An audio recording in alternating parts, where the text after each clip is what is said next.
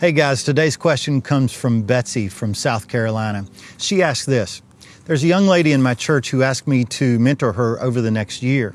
What factors should I consider in making this decision? Now, I love that question because the assumption is you don't necessarily have to say yes.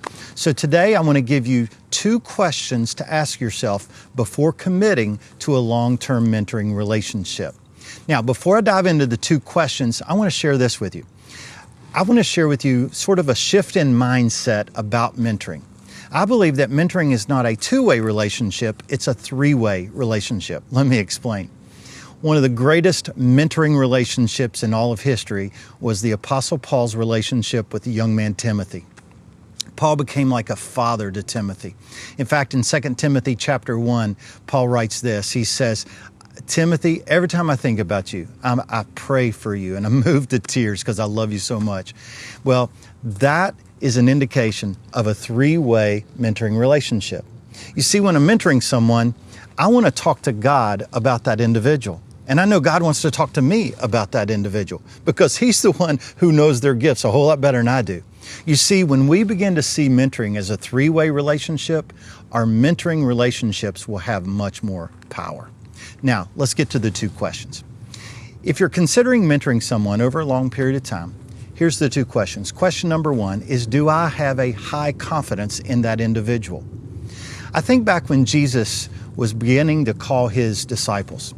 Remember when He went to Peter and Andrew, and He looked at him and He said, "Follow me, I will make you fishers of men."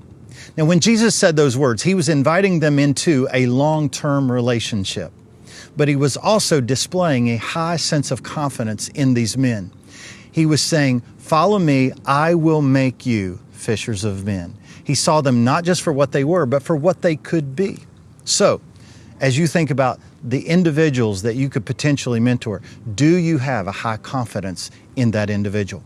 Second question, do I have a high connection with this individual or these individuals? Again, looking at the life of Jesus. Near the end of His ministry, He looked at His disciples and He said in John 15, "Guys, I no longer call you servants. I call you friends because everything the Father has made known to me, I've made known to you." Jesus had a high connection with His disciples. They became friends in that mentoring relationship. So as you think about the individuals that God may be asking you to pour into, do you have a high connection with them? Do you want to spend time with them? Because if the answer is no, you're probably not going to spend time with them, and it will be a short-lived relationship. So I hope this video has been helpful. Process those 2 questions through the grid of different people in your life that God may be calling you to mentor over a year or longer period of time.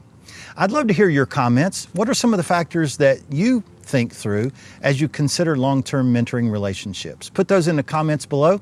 Thanks again for joining me, and I'll see you in the next video.